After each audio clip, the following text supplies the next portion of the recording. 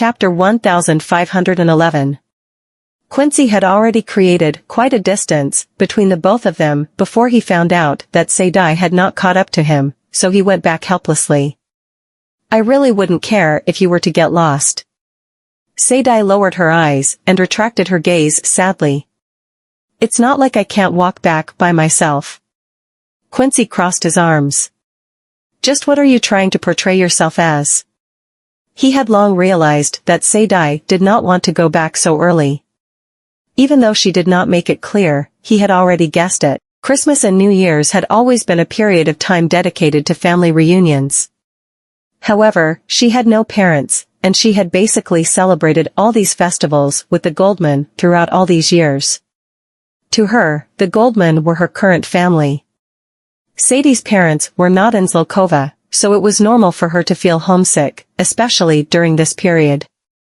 Sadie looked at him and said, "I've never played with firecrackers and fireworks." Quincy was stunned for a moment. "What?" She snorted. "I said I've never played with firecrackers and fireworks." Quincy thought about something, nodded, and then said, "You, wait here." He left the scene for quite a while, during which Sadie sat on the bench and waited for him. The frigid gust brushed across her cheeks, but she remained motionless as if she was a statue.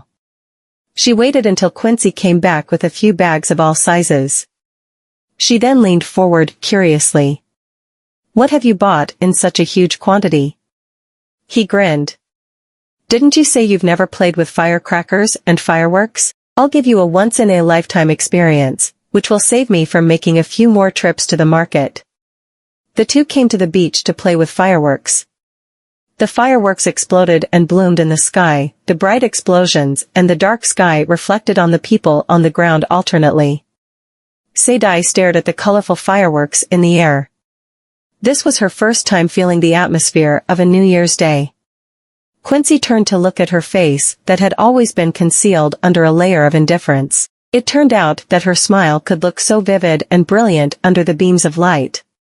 On the second day of the new year, Nolan and Maisie took their children to visit the Clifford in Octavia. Waylon and Colton were fine with the arrangement, but Daisy did not really want to come at first. Octavia was filled with her sad memories. Maisie took Nolan's arm as they stepped into the living room while the children came in behind them. "Happy New Year, Great-Grandpa." Thomas had already prepared a few presents and had been waiting for his great-grandchildren's arrival. "Good, come here. These are your presents." Thomas grinned from ear to ear when he gave the children their presents. Thomas had never been stingy when it came to his three great-grandchildren. The presents cost at least thousands of dollars. The three children received their presents and said politely, "Thank you, Great-Grandpa." Maisie and Nolan exchanged gazes and smiled. Thomas instructed the butler to get the servants to prepare lunch in advance. Colton mentioned Jackie during the meal because he was nowhere to be seen.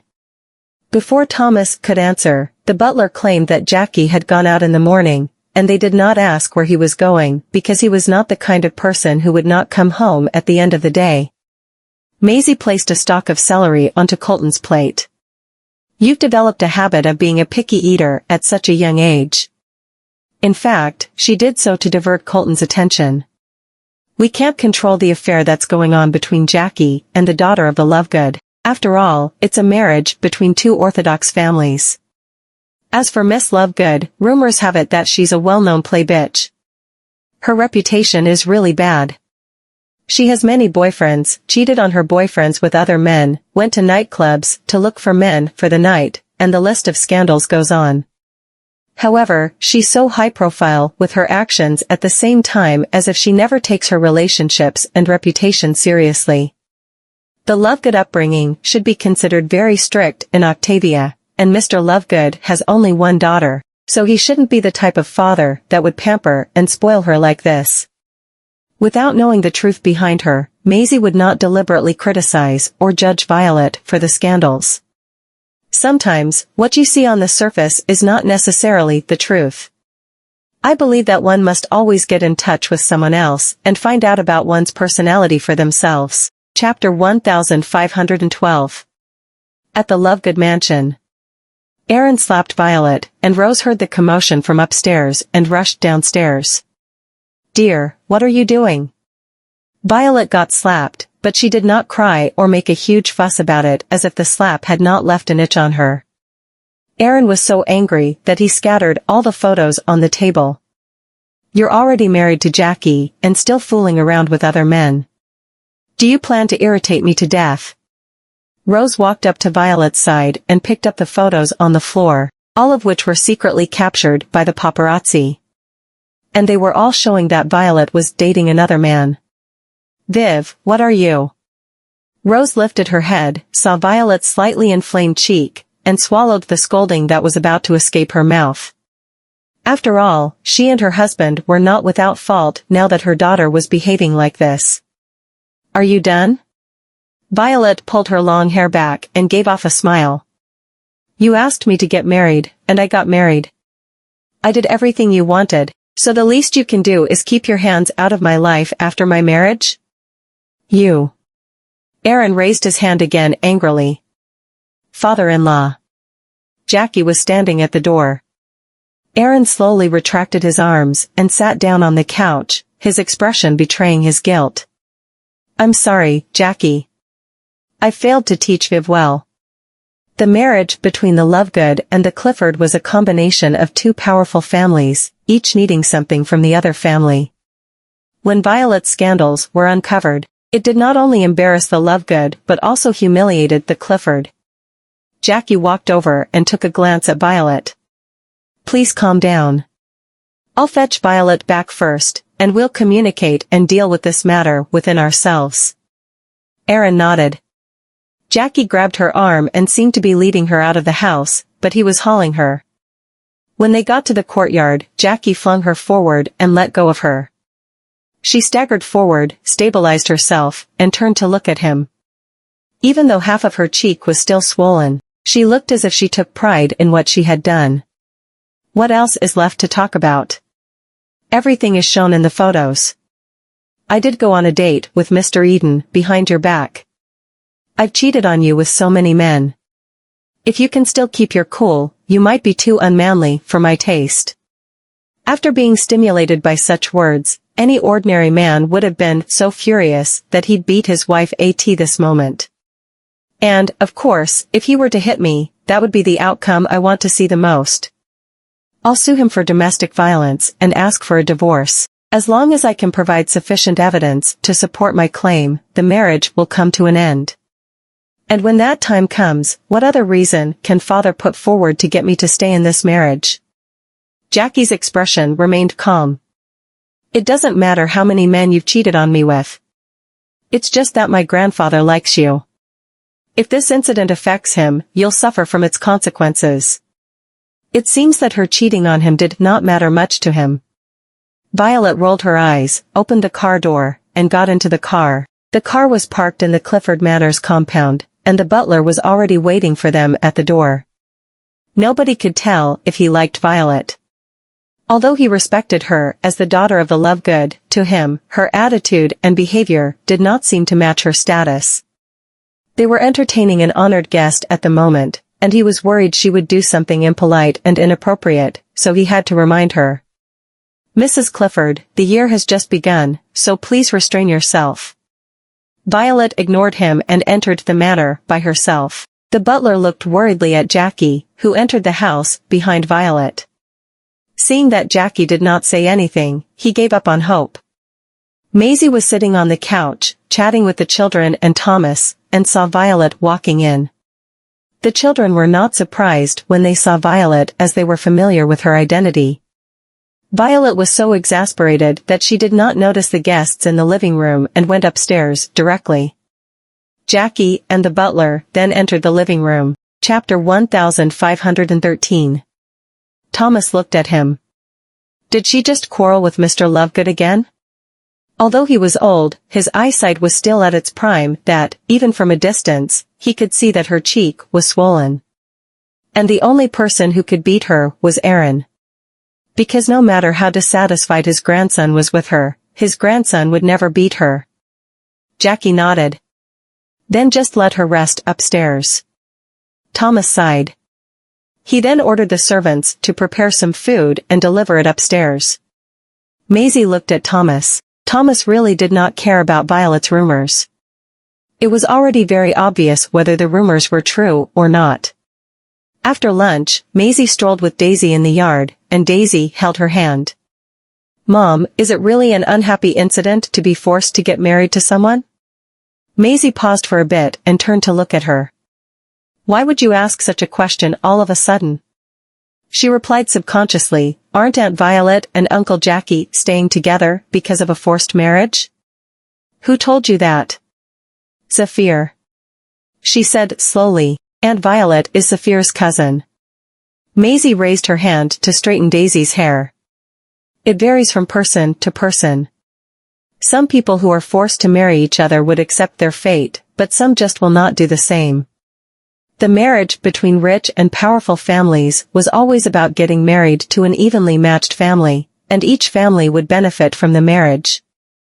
They would sacrifice the happiness of their children, tie two strangers who had nothing to do with each other, and force them to live together. It was truly unacceptable for those who pursued the freedom of marrying someone they loved."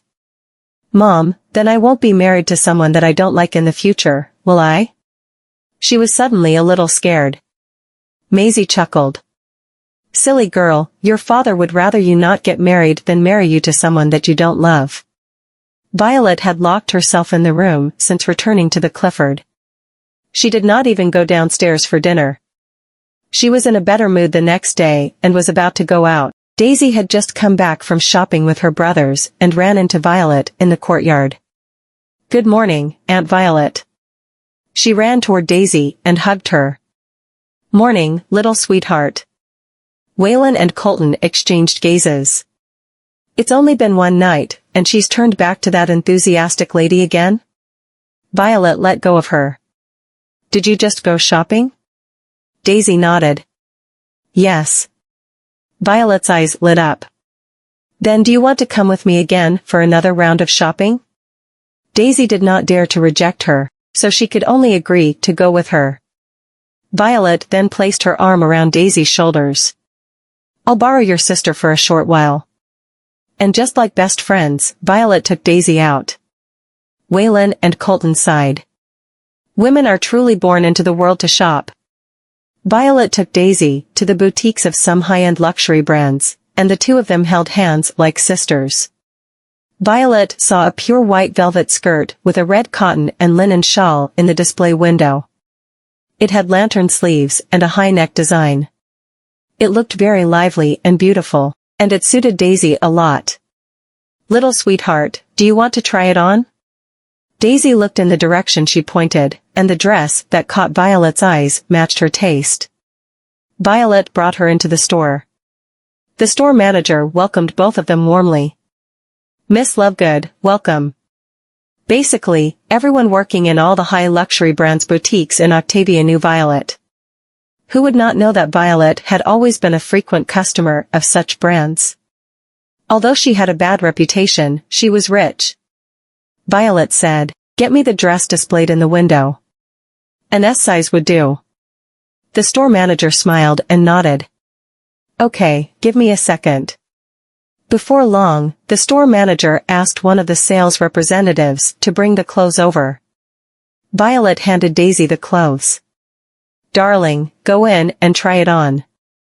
Daisy hugged the dress in her arms and followed the sales representative to the dressing room. A few minutes later, Daisy came out of the dressing room with the dress on. Chapter 1514. The dress itself had a more playful and distinctive design, so more mature women could not handle it too well. That was why it suited young girls more. The dress looked amazing when it was on Daisy. In addition to being young and having a good temperament, she had also inherited her parents' looks. She was 14 years old this year and had already grown into a young belle. If she were to grow up, it would not surprise Violet that she would become the #1 beauty in Basburg. "Daisy, baby, how can you be so pretty?" "I love it so much." Violet hugged her and rubbed her cheek. "If I were a man, I would wait for another 10 years to get you." She really liked Daisy's beauty so much. Daisy felt helpless. Yo, isn't this Miss Lovegood? A slender figure came out from behind. Violet's smile disappeared as she turned around and saw a tall, red-haired woman walking toward them. All the clothes the woman had on were from high-end luxury brands, so when coupled with her exquisite makeup and glamorous aura, those who did not know would think she was a celebrity. The store manager felt a little awkward. One of them was the daughter of the king of casinos, and the other was the daughter of the king of jewelry. Thus, whether it was the Lovegood or the Potters, both were families one could not trifle with. Miss Potter, our store has just launched a new dress. Do you want to? Why is your shop welcoming such a woman with corrupt morals? Penelope interrupted the manager and looked at Violet. This woman cheated on her husband with multiple men after marriage. I really feel sorry for Mr. Clifford. After all, the Lovegood have offered such a promiscuous daughter for the marriage. It's truly a disaster for the Clifford. Violet's reputation in the Octavian socialite circle had never been positive. She had always been an unrestrained woman and changed her partners often. In their words, Violet was a slut. It was just that she was the daughter of the Lovegood, so no one had the guts to say that to her face. The reason Penelope dared to confront her was not that her family's jewelry company was better than that of the Lovegood, but because she thought Violet was the one who had snatched her boyfriend, who had been with her for 3 years. That was why she hated Violet that much. Violet was not a well-tempered woman either. Upon facing Penelope's provocation and sarcasm, the corners of her lips twitched, and she smirked. You're still chasing after me and mocking me after all these years for a worthless man. I really don't deserve that. Violet ignored her pale and infuriated face. The man you had been with for 3 years came to me, wanting to be my man. He even broke up with you. And here you are, talking shit about me as if he's still that magnanimous prince that you once knew back then. Your love is really cheap. Violet Lovegood. She trembled with anger. You shameless bitch. It's obvious that you're the one who seduced him. Since when did you see me seducing him? Violet stopped in front of her and took a good look at her. Do you think I'm the one who sweet-talked him into breaking up with you? Besides, I won't even want to keep such a man by my side even if you deliver him to my doorsteps. You're the only person who would still take a scumbag who turned to another woman behind your back as the biggest treasure of your life. I've helped you see that man's true colors, so you should thank me for that. Violet patted Penelope on her shoulder. Penelope smacked her hand away and slapped her with a backhand. Violet could not dodge it in time and got caught off guard by the slap. Daisy ran over. What makes you think you have the right to hit others? Little bitch, mind your own business. Penelope pushed Daisy away. So what if I were to beat her? She's the cheap one here. If you dare tell me what to do, I'll hit you too while I'm at it. Daisy stood in front of Violet with her arms akimbo. I dare you to hit me, right here, right now. You think I dare not? Daisy lifted her chin and snorted. I don't care who you are. If you dare to beat either of us today, I'll get your whole family to apologize publicly tomorrow. Penelope laughed angrily. Little girl, who do you think you are? How dare you be so arrogant when you're talking to me? Chapter 1515. We'll leave the Lovegood out of the equation. Even Mr. Lovegood wouldn't say anything about me beating her. After all, his daughter is the cheap bitch here.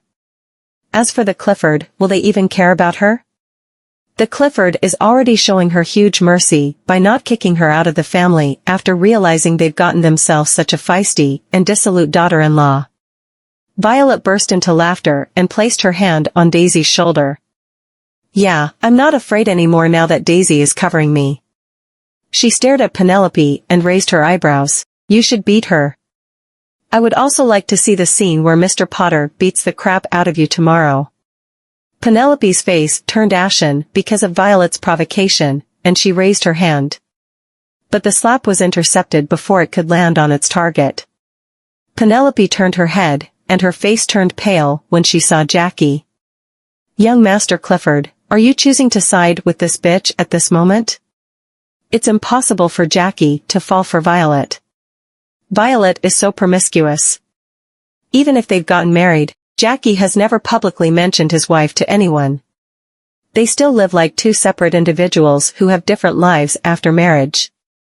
Penelope thought that the Clifford would not side with Violet because of her filthy attitude and actions. If it were not for Mr. Lovegood's face, Violet would have been kicked out of the Clifford long ago. Jackie let go of her hand. Please watch your words. Daisy smiled and ran to his side. Uncle Jackie, why are you here? Uncle? Penelope stared at Daisy in surprise. Why didn't I know that Jackie has a niece? If you were to run into an accident when I'm not around, what would you expect me to tell your father? Penelope understood everything now. He only raised his voice because of this little girl. She thought it was because of Violet. She smiled. I'm sorry, I didn't know that she's your niece, but I would ask you not to interfere with the affair between Violet and me. Violet clicked her tongue. Since when did I say I need him to interfere? Jackie sounded indifferent. Anyway, Violet is one of the Clifford, and you've managed to hit her before this. If you insist on pressing the issue, it won't look nice for you, Miss Potter. Penelope's smile turned slightly restrained. She snatched my boyfriend from me, and you're telling me that I don't have the right to hit her for that? Young Master Clifford, I sympathize with your marriage. If it weren't for the Lovegoods connections, you wouldn't have to marry such a dissolute woman. Didn't this woman just have an affair with someone else some time ago? Why not give me a chance to teach her a lesson for you? Violet's expression dimmed. I've never expected any sympathy from Jackie. Even if Jackie were to agree with Penelope's suggestions, I wouldn't be surprised. But I didn't expect that Penelope would try to persuade others to join her in her crusade to teach me a lesson. If Jackie agreed to let her teach me a lesson, the Clifford wouldn't even retaliate against her for hitting me. Daisy looked up at Jackie. Uncle, aren't you going to help Aunt Violet? Jackie looked away. She doesn't need my help. A hint of arrogance surged from the bottom of Penelope's eyes upon seeing that Jackie did not plan to help Violet. Violet Lovegood, look at how much your husband hates you. It seems that no one will help you today. She stretched out her hand and was about to rip Violet's clothes off. I'm going to show the others just how lowly you are today. Violet grabbed the clothes that she was jerking and grasped Penelope's hair with the other hand. Penelope screamed in pain. She then pushed Penelope to the floor, rode on top of her, and started slapping her. What makes you think you have the right to slap me? Do you think I'm afraid of you just because I didn't do anything to stop you? The two women fought each other in the boutique, and the people who walked by the store stopped, witnessed the brawl from afar, and pointed at the two women. Some of them were even taking pictures or recording videos. Daisy was astonished. She had assumed Violet would suffer, but did not expect her to gain the upper hand. Jackie went up and dragged her away. Have you had enough? Violet tidied her hair and laughed. It's not me who is getting humiliated anyway. Chapter 1516. Penelope was in a worse state. Her face was swollen, and her hair was messy. She looked more like a crazy woman than a socialite. Someone called the police, and they arrived quickly at the scene. Who was fighting? The officer saw Jackie there and was surprised. Mr. Clifford? Penelope pointed at Violet and said, Officer, she hit me. The officer looked at her and then at Violet, and he was troubled. Wasn't she the Lovegood who had married Jackie? The officer had to be careful about what Jackie thought. Before Jackie said anything, Violet walked over to the officer. Officer, I'll leave with you and cooperate. Daisy was anxious and pointed at Penelope. My aunt didn't start the fight. She did. Penelope's expression changed. The officer fell silent for a moment before taking Penelope along. Daisy wanted to go after them, but Jackie held her back. Go home. She pushed his hand away. You knew that it wasn't her fault. Why didn't you help her? Jackie's expression was awkward. She fought back too. Daisy couldn't understand. Do you really hate her that much, Uncle Jackie? He didn't answer. He hated her because he had to marry a woman he didn't love, but he knew that Violet was forced into it too, and they didn't have a choice. He didn't care how bad her reputation was, because she would just be there to appease his grandfather. As long as she behaved, he would be fine with her. But after the wedding, she didn't behave and kept going out to meet other men. It was inappropriate and immoral. How could he not hate her? At the police station, Mr. Lovegood received the call and rushed to the station to find out more. He was ushered into the interrogation room with a stoic face. Violet sat on the chair with her arms crossed and didn't look like she was sorry about anything. He was outraged. How could you get arrested after New Year's? She touched her nails. I didn't start it. And you think that makes you right?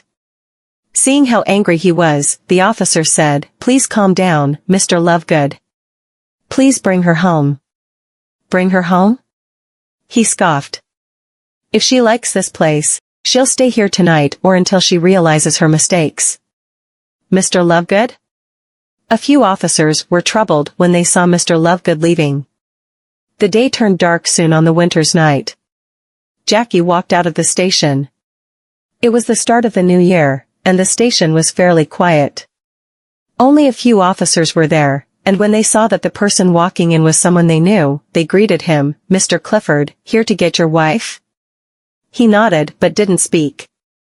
The walkway was quiet, and the officers' conversation echoed. Mr. Lovegood was really so cruel to his daughter? He looked back and was going to walk away when the people continued.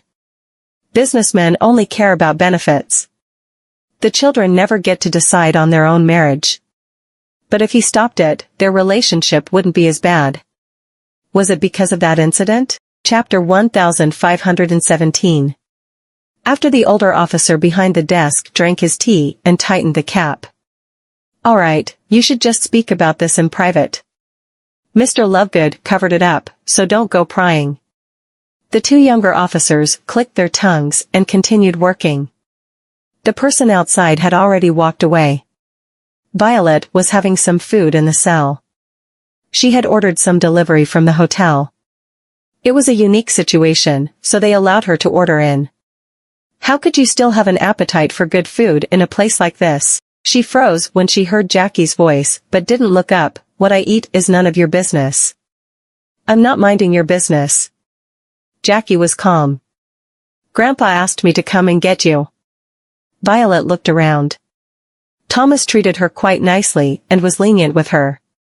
She never understood that as a granddaughter-in-law, even though she brought shame to the Clifford, he never once spoke against her.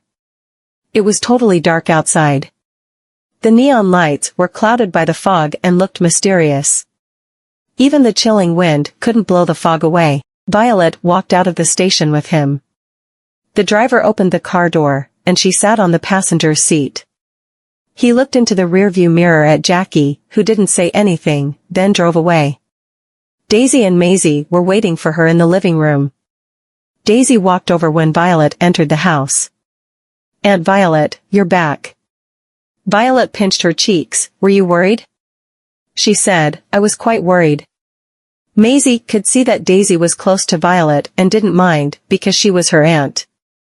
Violet looked back and officially met Maisie, so she greeted her. She was actually worried that Daisy's mother wouldn't like her, but her worries were pointless.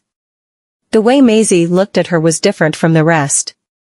At least she wasn't looked down on. It's great that you're back. Daisy was really worried. Violet paused for a few seconds and felt embarrassed. After a few days, Thomas asked Nolan and his family to stay longer, and they agreed because the children seemed to enjoy their time with Violet. Thomas sat at the dining table and was drinking tea. He looked out the window, and Maisie and Nolan followed his line of sight and saw that the three children and Violet were walking the dog. It was Violet's poodle. Viv seems to be herself most when she's with children. Thomas sighed. Maisie paused, then laughed. I'm really curious what she is like. Nolan looked at her. Why are you always so curious? She poked his waist. Thomas saw that they were teasing and flirting and cleared his throat. She's quite a nice lady. It was all because of her father. Maisie went back to being serious. Her father? When her father proposed a marriage of convenience, I accepted for one reason. Thomas looked toward the garden. She reminded me of myself. I hope she won't be like me, only letting go when I'm so old. Maisie frowned because she didn't understand. But Nolan did. Thomas hinted that Violet was like him back then, like how he had treated his grandmother. It wasn't hard to look into the Clifford. It was easy to find that he had covered up some news in the past, and that was related to this. Chapter 1518. Nolan smiled. If you made Jackie marry her, because of that doesn't seem very fair to him. Thomas looked up and coolly replied, I would agree if they wanted a divorce, because I would prefer if Viv becomes my god-granddaughter. Jackie walked down the stairs and heard what Thomas said. Thomas wasn't joking because he had had an arranged marriage too. He could understand how sad it was to be forced to marry a woman he didn't love. A sense of responsibility couldn't be forced. Even if he accepted unwillingly and chose to respect his wife, it didn't change the way he felt for Simone. It was mostly because she passed away when he loved her the most. It was inevitable for someone to forget a living person, but if it was a deceased person, there would be some nostalgia. When Thomas left Yarramore, he would never have thought it would be the last time he saw her. Feelings could change, but it was hard to let go of sadness. Thomas slowly drank his tea. I've already decided to cancel the agreement with Aaron, but I don't want people to think it was because of Viv. So that was why you decided to make her your god-granddaughter? Maisie understood what he meant.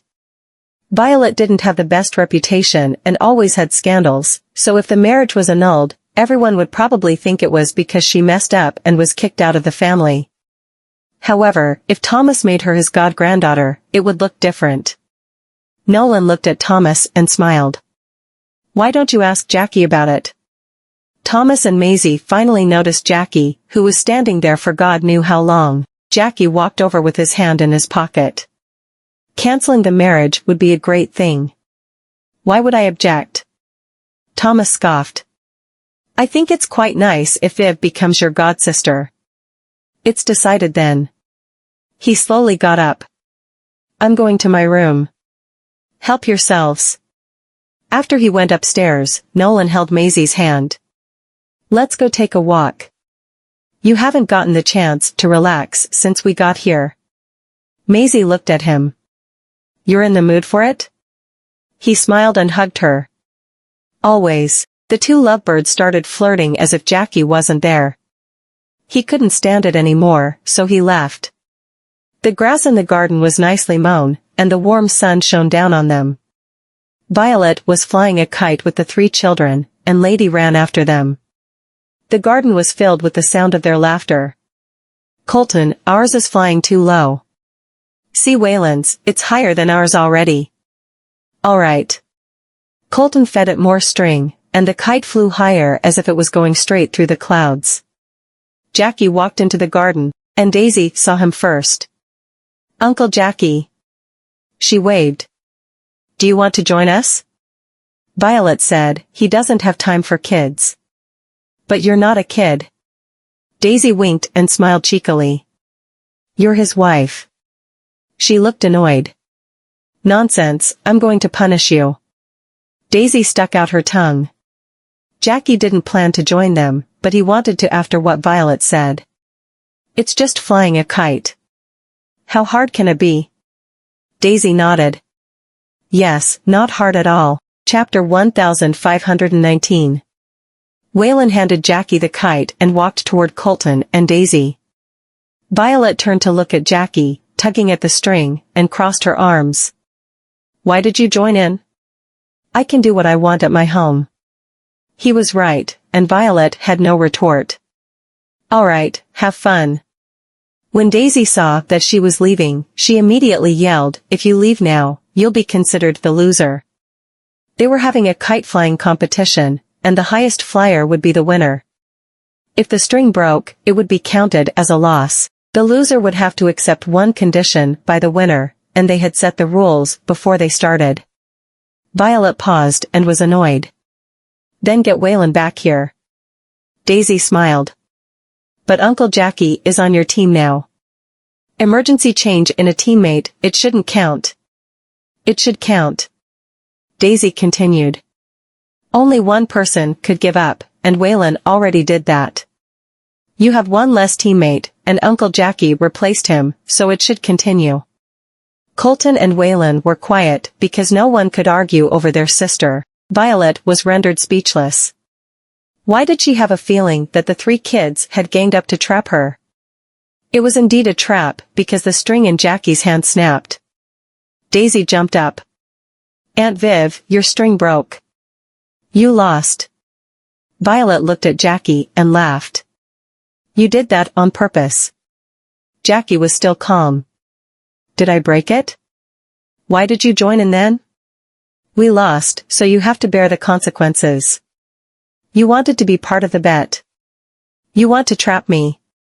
The three stood there and watched them argue. It was the worst relationship that they had witnessed. They were like fire and ice, unable to blend. Thomas knew that the three wanted to pull them together and was quite glad, but he knew that one couldn't force a relationship. He smiled and said, you don't have to get involved. Let them settle it themselves. Daisy didn't understand. Aunt Violet is fun. Why doesn't Uncle Jackie like her? Thomas paused because he didn't know the answer to that. After a while, he slowly said, if you loved apples, but someone forced you to have durians, and you didn't like the smell of it, would you still be willing to try? Daisy frowned. She really hated the smell of durian. I don't think I can. Exactly. Thomas laughed. People who love durian think that it smells great, but people who don't would need to accept the smell before they even try it. So whether Jackie likes Violet or not should be up to him. We can't force them together. Daisy scratched her cheek. We managed to do that to Dad and Mom. Nolan suddenly appeared in the doorway. Your mother and I aren't the same as them. Daisy covered her mouth. Oh no, Dad heard that. Nolan walked over and rubbed her head.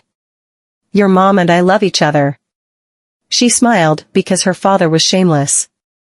She and her brothers were the ones who had pulled them together. Chapter 1520. Alright, I'm going to speak to your grandfather outside. Go play with your brothers. Daisy nodded and walked away. She saw her two brothers standing in the living room with Zephyr and paused. Zeph? Zephyr smiled. Happy New Year. I brought presents for you. What is it? Her eyes shone as she ran over. Zephyr handed her a box, and she took it over with a smile, then opened it. It was a pink custom-made crystal bracelet. Colton clicked his tongue. Why didn't you bring us presents, too? He was such a schemer, only treating their sister nicely. Zephyr seemed to know that Colton would say that, so he smiled. I did. He asked the bodyguards to bring the presents over, there was one for each of them. Alright, I'll forgive you. Colton took it. Daisy turned to look at him. Can't you be nice, Colton? You accepted his present. Colton smiled. I'll listen to you when you're the first in class. Really? I can't lie when Waylon is here. All right. Daisy patted her shoulder. I'm going to show you. Colton crossed his arms. Not first from the back, please. She put her hands on her waist. No way, don't underestimate me. In the evening, the Lovegood went over to have dinner with the Clifford. Rose and Aaron both knew the relationship between Nolan and the Clifford, so they weren't surprised that the family was there. During their meal, Rose smiled and said, I didn't expect Mrs. Goldman to have 3 children who are so grown up when you're only so young. Nolan answered, she gave birth early. Aaron said, it will be perfect when Violet and Jackie have children. The mood became awkward, and Thomas was quiet. Maisie and Nolan didn't want to interfere while the children were silent. Jackie looked like this wasn't about him, but only Violet wasn't polite about it. You have to drag me in? Aaron frowned. How could you talk like that?